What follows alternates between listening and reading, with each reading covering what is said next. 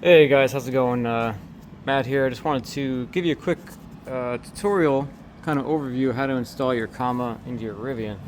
It is a bit difficult, so I thought some of you might benefit from a little bit of overview of what I did.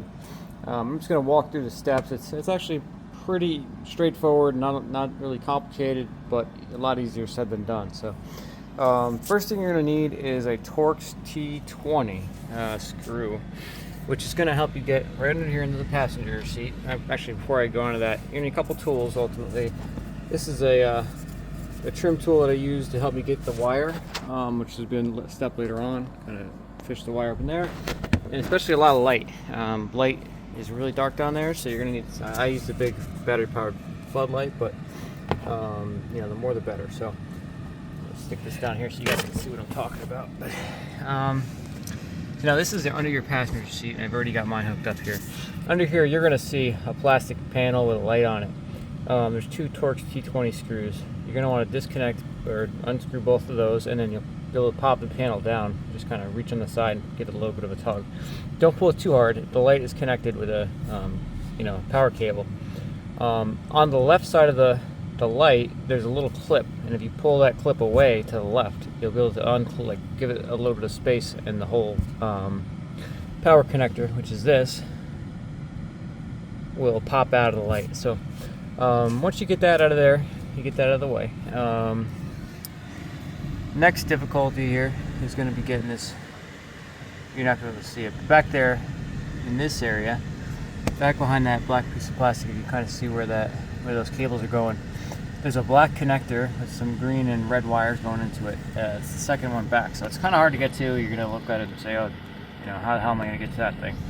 What you're going to want to do, and at least what I did, is in here, focus here, in here, this screw here, if you look where my finger is, right between, just below there, it'll get in focus. If you see that screw or bolt there, if you undo that nut, you can kind of pull this whole plastic piece out.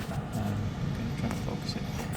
Once you undo that one, you can pull this piece of plastic out towards you, and then to the left. That way you get a little bit more space in there.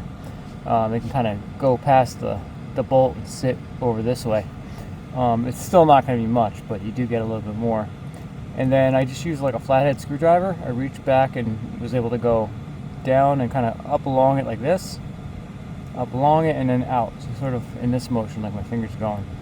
And that was to get the black connector out of its socket. So once you do that, you just gotta use your tool, screwdriver or whatever, fish it out, and you're gonna get it to your Y connector. So that's gonna plug in. My Y connector is already back here, but you're gonna plug in the OEM connector into your Y connector, and then the other end of the Y connector is gonna go back into where you unplugged it from. So again, this is the hardest part. What you're going to want to do is bend it into an L shape.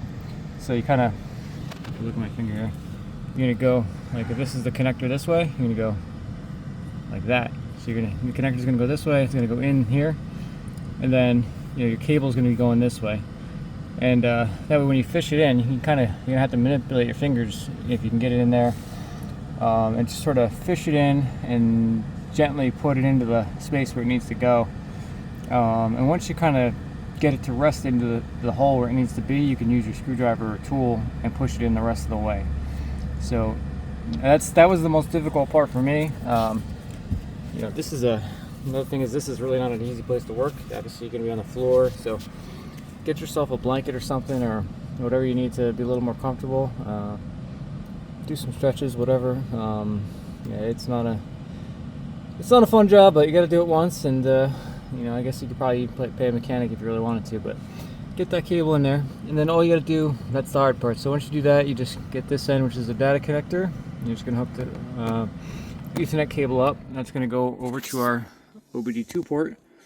As you can see there, I started to fish that up and make it look nice, but I'm going to continue to do that. You can see I was able to tuck it in here, so it's a nice flat cable. We'll just be able to tuck that in even better.